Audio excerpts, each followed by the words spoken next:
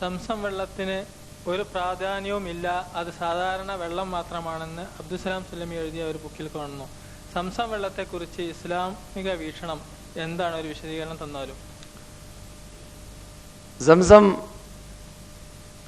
അള്ളാഹു ബഹുമാനിച്ച ആദരിച്ച വെള്ളമാണെന്നാണ് ഹദീസിൻ്റെ വെളിച്ചത്തിൽ നാം മനസ്സിലാക്കേണ്ടത്. നാം ആദ്യമായിട്ട് ഒരു മുഖവുര ഇതിന് നൽകൽ നല്ലതാണ്.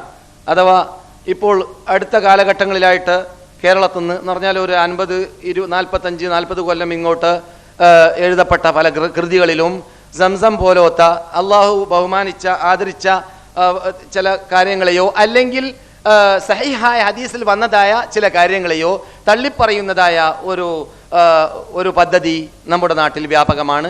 പലയിടങ്ങളിലും ലോകത്തിൽ കാണാറുള്ളത് പോലെ. അതിന് ഏറ്റവും വലിയ കാരണം ഹദീസ് തീണ്ടാത്തവരാണ് ആ കൗമ്. ഹദീസിൽ വിശ്വസിക്കാത്തവരോ അല്ലെങ്കിൽ ഹദീസിന്റെ പ്രാധാന്യം മനസ്സിലാക്കാത്തവരോ ആണ്. അല്ലെങ്കിൽ ഹദീസ് പഠിക്കേണ്ടതുപോലെ പഠിക്കാത്തവരായിരിക്കും. അതുകൊണ്ട് അഹാദായ ഹദീസുകളെ തള്ളുന്നു. അഹാദായ ഹദീസുകളെ തള്ളുമ്പോൾ പിന്നെ കുളിപ്പിച്ച് കുട്ടിയില്ലാത്തയായി എന്ന് പറയുന്നത് പോലെ ദീനിന്റെ പല ചടങ്ങുകൾ ഒഴിവാക്കേണ്ടി വരുന്നു. അപ്പോൾ ചിലർക്ക് അത് കാരണത്താൽ 5 വക്ത് 3 വക്താക്കേണ്ടി വന്നിട്ടുണ്ട്. അതോടുകൂടി ഇസ്ലാമിൽ നിന്നിട്ട് മുർത്തദ്ദായി പോകേണ്ടി വന്നിട്ടുണ്ട്. അങ്ങനെയുള്ള അപകടത്തിൽപ്പെടൽ ഈ സൈസ് ചിന്താഗതികൾ ഉടലെടുക്കുമ്പോഴാണ് സഹീഹായി റസൂൽ എന്നിട്ട് സ്ഥിരീകരിക്കപ്പെട്ടതായ ഹദീസ് അത് നാം അംഗീകരിക്കണം. അത് ഖുർആനിൽ നിന്ന് നൽകുന്ന അതേ സ്ഥാനമാണ് അള്ളാഹുവിൽ നിന്നിട്ടുള്ളതാണ് എന്ന നിലക്ക് നാം നൽകുക.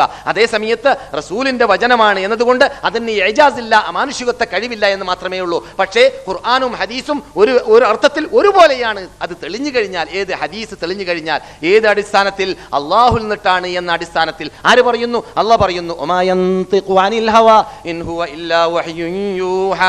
മുഹമ്മദ് നബി സ്വഇഷ്ടം സംസാരിക്കാറില്ല. അള്ളാഹ് അറിയിച്ചു കൊടുക്കുന്ന വഹിയിലൂടെ മാത്രമേ മതത്തിന്റെ കാര്യം മുഹമ്മദ് സംസാരിക്കാറുള്ളൂ. അതോടുകൊണ്ട് കൂടി എന്ത് സംഭവിച്ചു? റസൂല് പറയുന്നതെല്ലാം വഹിയാണ്, അള്ളാഹുവിൽ നിന്നിട്ടാണ് എന്നത് നമുക്ക് ഉറച്ച് മനസ്സിലാക്കാൻ പഠിക്കാൻ സാധിച്ചു. ഇങ്ങനെ സ്ത്രീകരിക്കപ്പെട്ടതായ തെളിവോടുകൂടി സ്ത്രീകരിക്കപ്പെട്ടതായ ഒരു കാര്യമാണ് സംസമിന്റെ പ്രത്യേകത.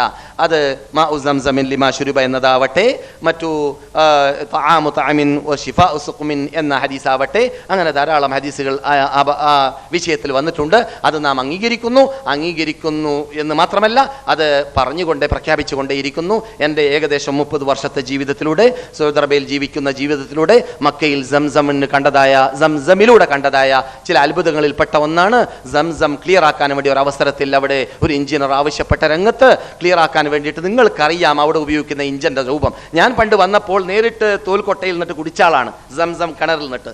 അങ്ങനെയായിരുന്നു ഞങ്ങൾ വന്ന കാലഘട്ടത്തിൽ. 30 വർഷം മുമ്പാണ് ഈ പറയുന്നത്. അങ്ങനെയുള്ള ആ കിണർ ഇപ്പോൾ വലിയ ഇഞ്ചിൻ വെച്ചിട്ട്, വലിയ മിഷൻ വെച്ചിട്ട് അത് പമ്പ് ചെയ്യുന്ന രൂപങ്ങളൊക്കെ കാണാം. നമ്മുടെ നാട്ടിലുള്ളതായ സാധാരണ ഒരു പുഴയ്ക്ക് ഫിറ്റ് ചെയ്താൽ ആ പുഴ പെട്ടെന്ന് ഒഴിവായി പോകും, ഖാലിയായി പോകും. അത്രയും ശക്തിയുള്ളതായ മിഷൻ അവിടെ, ധാരാളം മിഷൻ ഇഞ്ചിനുകൾ ഫിറ്റ് ചെയ്തിട്ട് ധാരാളം ദിവസങ്ങൾ അത് ആറ്റാൻ വേണ്ടി, ഞങ്ങളുടെ ഭാഷയിൽ എന്ന് പറഞ്ഞാൽ അങ്ങനത്തല്ല പറയില്ലേ,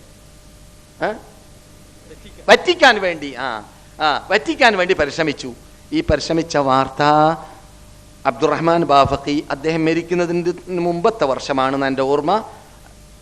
അതെ, മരിച്ച വർഷത്തിൽ ചെയ്ത ഹജ്ജിലല്ല, അതിന് മുമ്പത്തെ വർഷത്തിൽ ആണ് ഏകദേശം ഈ ചന്ദ്രികയിൽ റിപ്പോർട്ട് ചെയ്തിട്ടുണ്ട്. കൃത്യമല്ലാതെ എൻ്റെ ഓർമ്മ ശരിയാണെങ്കിൽ. ഏതായാലും ആ ഇഞ്ചൻ വർക്ക് ചെയ്ത ശേഷം എന്താ സംഭവിച്ചെന്നറിയാമോ? ചൂടുള്ള തിളക്കുന്ന വെള്ളം മറിഞ്ഞു വരികയായിരുന്നു. 2 ഇഞ്ച് വർദ്ധിച്ചതല്ലാതെ താഴ്ന്നിട്ടില്ല വെള്ളം. ഏത് കിണറാണ് ലോകത്ത് അങ്ങനെ സംഭവിക്കുക? ഞാൻ ചോദിക്കുന്നു. ഏത് പുഴയാണ് അങ്ങനെ സംഭവിക്കുക? ഇത് നാം കണ്ട കാര്യമാണ്. ഇതൊക്കെ അറിയുന്ന നമ്മെ സംബന്ധിച്ചിടത്തോളം മില്യൺ കണക്കിൽ ജനങ്ങൾ ഹജ്ജ് സീസണിലും അല്ലാത്ത സമയത്തിലും റമദാനിലും അല്ലാതെയും മില്യൺ കണക്കിൽ ജനങ്ങൾ വന്നിട്ട് നിറച്ച ആവശ്യം പോലെ പേറിക്കൊണ്ടുപോയിട്ട് ഒരു ചേഞ്ചോ ഒരു കുറവോ ഇല്ലാത്ത ആ വെള്ളത്തിനെ കുറിച്ച് കൊള്ളരുതാണ് എന്ന്, അത് നല്ലതാണ് എന്ന് പ്രഖ്യാപിച്ച റസൂലിന്റെ ഉമ്മത്തുകളാണെന്ന് പറയുന്നവർ തന്നെ പറഞ്ഞു നടക്കുക എന്നത് വളരെ പൊട്ടത്തരം അല്ലെങ്കിൽ വിഡ്ഢിത്തരമായി പോയി എന്ന് എനിക്ക് പറയാനുള്ളൂ. ഇതിനെക്കുറിച്ച് അമേരിക്കയിൽ വരെ പഠനം നടത്തിയിട്ട് അതിൽ ധാരാളം പോഷകാംശങ്ങളോ അല്ലെങ്കിൽ വിറ്റാമിൻസുകളോ ഉണ്ട് എന്ന് സ്ഥാപിച്ചുകൊണ്ടുള്ള ലേഖനങ്ങളൊക്കെ നിങ്ങൾ തന്നെ ഒരു പക്ഷേ വായിച്ചിരിക്കാം. അതുകൊണ്ട് കണ്ണടച്ചിരുട്ടാക്കുന്ന ഒഴിവാക്കി ഹദീസിലേക്കും ഖുർആനിലേക്കും മടങ്ങിയാലേ മുസ്ലിമായി മരിക്കുവാനും പരലോകത്തിൽ നബിയോട് കൂടി സ്വർഗത്തിൽ കടക്കാനും സാധിക്കുകയുള്ളൂ എന്നാണ് അങ്ങനെയുള്ളതായ സംശയങ്ങൾ പറഞ്ഞ് നടക്കുന്നവരോട് നമുക്ക് പറയാനുള്ളത്. അള്ളാഹുവരെയും നമ്മയും ഹിദായത്തിലാക്കട്ടെ.